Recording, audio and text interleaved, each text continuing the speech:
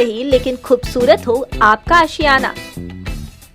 तो नए टेक्निक्स और डिजाइन्स का इस्तेमाल करके आप अपने घर को बेहद ही खूबसूरत और आकर्षक बनवा सकते हैं।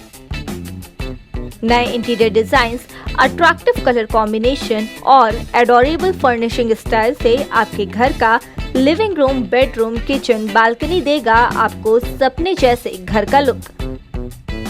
आप नहीं होना चाहते हैं अपने घर से बोर, तो कांटेक्ट कीजिए 9315138474 पर या फिर 9717378629 पर। वेबसाइट है www.citywide.co.in।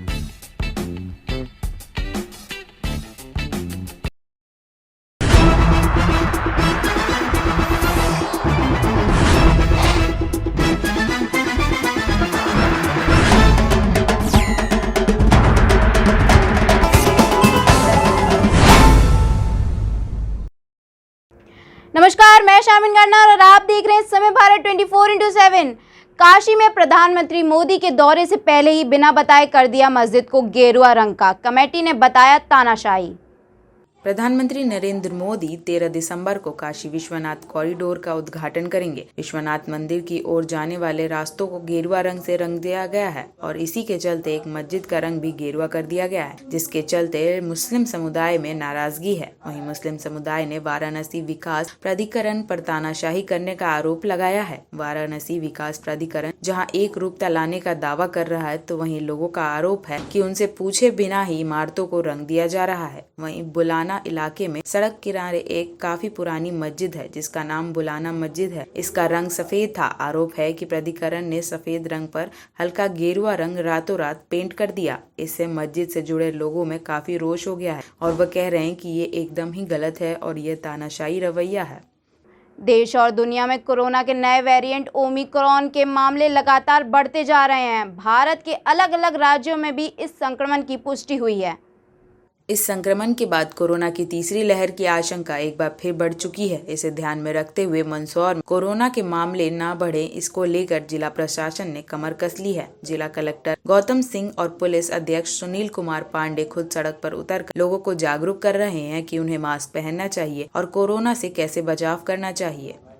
देखिए, जो कोरोना की संभावित लहर है उसको देखते हुए लोगों को जागरूक करने के लिए ये पुलिस प्रशासन द्वारा एक अभियान चलाया जा रहा है, जिसमें लोगों को समझाइश दी जा रही है। साथ ही प्रतीकात्मक रूप से उनको मास्क भी वितरित किए जा रहे हैं, क्योंकि कोरोना से बचने का सबसे उत्तम उपाय यही है कि हम मास्क लगा के रखें, हैंड सैनिटाइज करें और थोड़ा एक डिस्टेंस बना के रखें। ये प्रचारित करने के लिए एक गाड़ी भी घूम रही है, अनाउंस भी कर रही है और काफ़ी पुलिस के लोग प्रतीकात्मक रूप से मास्क वितरित कर रहे हैं, लोगों को समझाइश दे रहे हैं। प्रशासन की लगातार सक्रियता के बावजूद गाँव में लोग नहीं मान रहे हैं, इसको क्या कहें? नहीं, लेकिन जो आप आज देख रहे होंगे, हमने तो देखा, हम आज तीसरे दिन निकले हैं कि बहुत चेंज आया है। पहले दिन कोई नहीं लगाया था, आज काफ़ी लोग लगाए हैं। तो ये इस तरह से जागरूक करते समय, चूँकि कोरोना का ये तीसरा वो होने वाला है, तो लोग काफ़ी झेल चुके हैं, लोगों ने वो तकलीफ़ें जानी हैं। तो अब अगर उनको थोड़ा सा बता दिया जाए, समझा दिया जाए, वो लोग तैयार हैं मास्क लगाने के लिए और जो भी कोरोना के बचाव के उपाय उनको करने के लिए। तो मुझे जो लग रहा है कि काफ़ी पॉजिटिव रिस्पांस मिल रहा है और पब्लिक भी बिल्कुल जागरूक हो रही है। सबसे पहले आपके सभी दर्शकों को मैं बहुत बहुत साधुवाद प्रदान करते हुए तीसरी लहर की जो आशंका है, कोरोना का वेरिएंट तीसरी लहर का आ रहा है बड़े भयानक रूप में, तो सब लोग शासन के द्वारा जो गाइडलाइन जारी हुई थी उसका पालन अब सख्ती से नहीं कर रहे हैं। उसको ध्यान में रखते हुए फिर से आज अभियान शुरू किया है। घर से बाहर निकलते ही सबसे पहले आप ध्यान रखें, हम लोग मास्क पहनकर ही बाहर निकलेंगे, सैनिटाइज़र का पूरा प्रयोग करेंगे और भीड़ में जाने से अधिक बचेंगे। ऐसा आप सब लोग संकल्प लेकर के, हमारा जो अभी युद्ध समाप्त नहीं हुआ है, इस युद्ध को हमें पूरी तरह से जीतना है। इसके लिए सब लोग मास्क का पूरा प्रयोग करें, ऐसी अपील करता हूँ।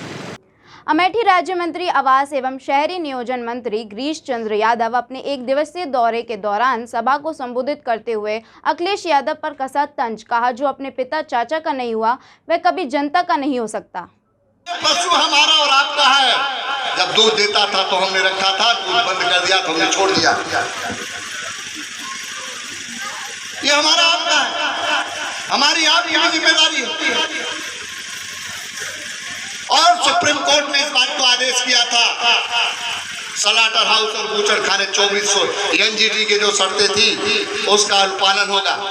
एक तरफ हम ये बात भी कहेंगे कि हम गौ पालक हैं, हम भगवान श्री कृष्ण के वंशज हैं, दूसरी तरफ आप क्या चाहते हो, गौ का वध हो।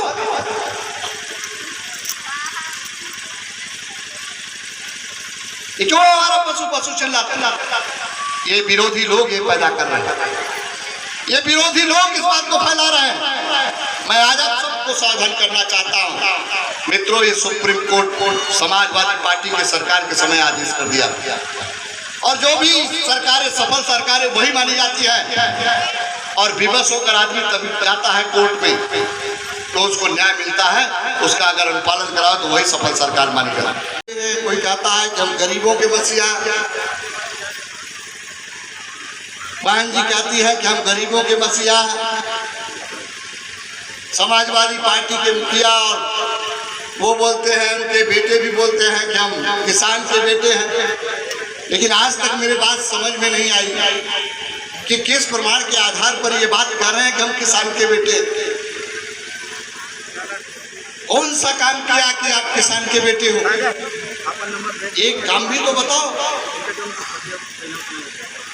हमारा किसान जब रबी की बुआई करता था, जब खरीफ की बुआई करता था, उसके पास पैसे नहीं हुआ करते थे। सेठ साहूकारों के यहाँ ब्याज पर पैसा लेकर अपनी बुआई जुताई करता था। कोई नीति नहीं था, कोई नियम नहीं था, कोई उनकी आर्थिक सहायता के इंतजाम नहीं थे।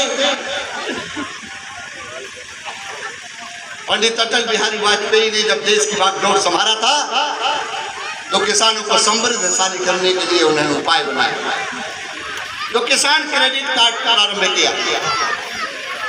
को लेकर जो है किस तरीके से 2022 चुनाव को लेकर आप यहाँ देख रहे हैं? 2022 में हम सर्व समाज को लेकर उत्तर प्रदेश में प्रचंड बहुमत की सरकार बनाएंगे। मुलायम परिवार की बहू अपर्णा यादव अमेठी पर नजरें इनायत कर दी हैं, अमेठी के गढ़ में सेंध लगाने की कोशिश की है। आपको ये बता देना चाहता हूँ, मुलायम परिवार की बहू कन्नौज से चुनाव हार चुकी है, उनके भतीजे बदाऊं से चुनाव हार चुके हैं। अब इस गलतफहमी वो कोई भी न रहे कि हम परिवारवाद, जातिवाद, धर्म के आधार पर वोट करेंगे। भारतीय जनता पार्टी पर सबका विश्वास हो चुका है और भारतीय जनता पार्टी के सर्व समाज के लोग खड़े हो गए हैं। इसका आधार पर मैं कह सकता हूं कि 2022 में पुनः भारतीय जनता पार्टी के प्रचंड बहुमत की सरकार बनेगी। 2022 में सपा बनाम भाजपा की जो लड़ाई है, भाजपा कितनी सीटें लगभग इस बार देख रही है? हमने कहा ना कि प्रचंड बहुमत की सरकार हम बनाएंगे और समाजवादी पार्टी कहीं लड़ाई में है ही नहीं। समाजवादी पार्टी के लोग जिस तरह से लोकसभा में आपने देखा था, वही हश्र उनका विधानसभा 2022 में भी होने वाला है। उत्तराखंड हिमाचल में बर्फबारी तो दिल्ली एनसीआर में वायु प्रदूषण बरकरार, AQI में उतार चढ़ाव लगातार जारी। देश में एक तरफ जहां पहाड़ी राज्यों में बर्फबारी हो रही है तो वहीं दिल्ली एनसीआर में वायु प्रदूषण के चलते लोगों को सांस लेना मुश्किल हो गया है। वहीं दरअसल रोजाना दिल्ली एनसीआर समेत हरियाणा और उत्तर प्रदेश के कई इलाकों में AQI के स्तर उतार चढ़ाव में देखने को मिल रहे हैं। वहीं आज भी दिल्ली के कई इलाकों में AQI का स्तर 306 के पार रहा। वहीं प्रदूषण को रोकने के लिए दिल्ली में रेड लाइफ ऑन गाड़ी ऑफ अभियान का दूसरा चरण चल रहा है, लेकिन प्रदूषण की रफ्तार में कोई भी कमी नजर नहीं आ रही है। सुप्रीम कोर्ट भी वायु प्रदूषण को लेकर अपना दखल दे चुकी है, परंतु अभी तक कुछ भी नतीजा नहीं निकला है। वहीं अभी अगर बात करें उत्तराखंड की तो केदारनाथ में एक मोटी बर्फ की चादर जमी मिली है। संसद सदन में आज भी शोर शराबे के आसार, विपक्ष नागालैंड और अपने सांसदों के निलंबन पर कर रहा हंगामा।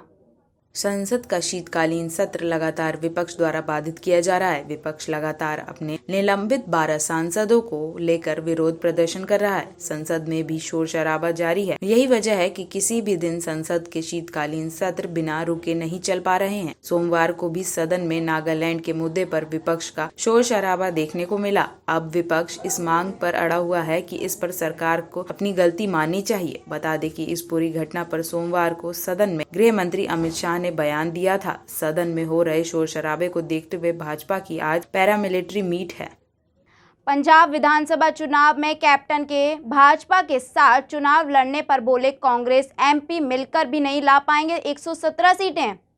कैप्टन अमरिंदर सिंह के भाजपा के साथ चुनाव लड़ने के ऐलान के बाद माहौल गर्म हो गया है। अब इस पर कांग्रेस के सांसद जसवीर सिंह गिल ने कहा कि दोनों पार्टी अगर मिलकर भी चुनाव लड़ेगी तब भी 117 सीट नहीं ला पाएगी। कांग्रेस एमपी ने कहा कि भाजपा के साथ अमरिंदर के गठबंधन करने के बाद उनकी राजनीतिक संभावनाएं खत्म हो रही हैं। वहीं कैप्टन की नई पार्टी और भाजपा के लिए आगामी विधानसभा चुनाव में 117 उम्मीदवार लाना काफी मुश्किल होगा। उन्होंने कहा कि अगर कैप्टन अमरिंदर सिंह कांग्रेस छोड़कर चुप हो जाते और भारतीय जनता पार्टी को नहीं ज्वाइन करते तो शायद उनकी कांग्रेस में वापसी संभव थी, लेकिन जैसे ही वे भाजपा के साथ मिले उनकी कांग्रेस पार्टी में वापसी संभव अब नहीं होगी। फरीदाबाद में 1 साल पहले थप्पड़ मारने का लिया बदला, अधमरा कर भागे 2 आरोपी गिरफ्तार। हरियाणा के फरीदाबाद में 1 साल पहले भाई को थप्पड़ मारने का बदला लेने के लिए आरोपियों ने बीच सड़क पर एक युवक पर हथौड़े और रॉड से हमला कर दिया। हमलावरों ने युवक को हथौड़ा मारकर अधमरा कर दिया। वहीं आसपास के लोगों ने युवक को बचाने की कोशिश की, लेकिन हमलावरों ने उसके पैरों पर तलवारबाजी कर दी। वहीं पूरी वारदात का दिल दहलाने वाला वीडियो सामने आया है। घायल युवक को गंभीर हालत में एक निजी अस्पताल में भर्ती कराया गया। वारदात का वीडियो सामने आने के बाद हरकत में आई पुलिस ने 2 हमलावरों को गिरफ्तार कर लिया है। एक आरोपी अभी फरार है। वहीं पुलिस पूछताछ में इस बात का खुलासा हुआ है कि पीड़ित ने हमलावरों के बाइक पर 1 साल पहले थप्पड़ मारा था। जेएनयू एक बार फिर सुर्खियों में बना हुआ है। इस बार जेएनयू में बाबरी मस्जिद के निर्माण को लेकर उठी मांग। नारेबाजी कर रहे छात्रों ने कहा ये इंसाफ की लड़ाई है। जेएनयू में विवाद ढांचा गिराने की बरसी पर पोस्टर मार्च निकाला गया। छात्र संघ उपाध्यक्ष साकेत मून ने कहा कि बाबरी मस्जिद को गिराना गलत था। इस दौरान बाबरी के निर्माण की मांग की गई। वहीं मांग कर रहे छात्रों ने काफी देर तक नारेबाजी की। छात्र संघ उपाध्यक्ष साकेत मून ने कहा कि बाबरी मस्जिद को गिराना गलत था। बाबरी को फिर से बनाकर इंसाफ किया जाए। बाबरी मस्जिद का निर्माण इंसाफ के लिए लड़ाई है। पंजाब के सीएम चन्नी पर रेत चोरी के गंभीर आरोप। दिल्ली के सीएम अरविंद केजरीवाल का कहना जांच होनी चाहिए। आम आदमी पार्टी के प्रमुख और दिल्ली के सीएम अरविंद केजरीवाल ने कहा कि पंजाब में सीएम चरणजीत सिंह चन्नी पर रेत चोरी के गंभीर आरोप हैं। पंजाब के एक दिन दौरे पर यहां पहुंचे केजरीवाल ने मंगलवार को कहा कि आपके राज्य में सत्ता में आने के बाद रेत चोरी खत्म हो जाएगी। वहीं गौरतलब है कि पंजाब में अगले वर्ष विधानसभा चुनाव होने वाले हैं और आप इस समय सत्तारूढ़ी कांग्रेस के समक्ष कई सारी चुनौतियां पेश कर रही है। केजरीवाल ने कहा कि मैं पिछले कुछ दिन से देख रहा हूं कि सीएम चन्नी के विधानसभा क्षेत्र चकमौर साहिब में अवैध रेत खनन हो रहा है। यदि यह उनके क्षेत्र में ही हो रहा है और वह ऐसा कहते हैं कि मुझे इसकी जानकारी नहीं, तो मैं ऐसा मानने के लिए बिल्कुल तैयार नहीं हूं। उनके खिलाफ रेत चोरी का गंभीर आरोप भी है। मुनव्वर फारूकी की मुश्किलें थमने का नाम नहीं ले रही हैं। गुरुग्राम में होने जा रहे फेस्टिवल से मुनव्वर को निकाल दिया गया है।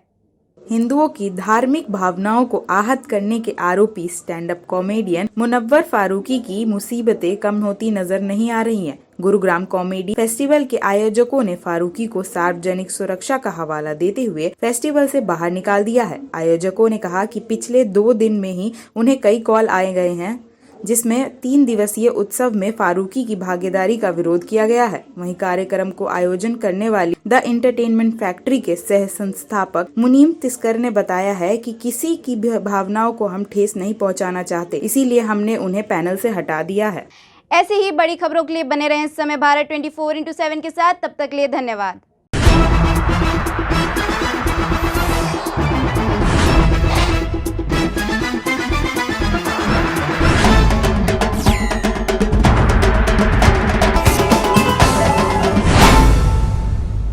2022 के चुनावी अखाड़े का हो चला है आगाज।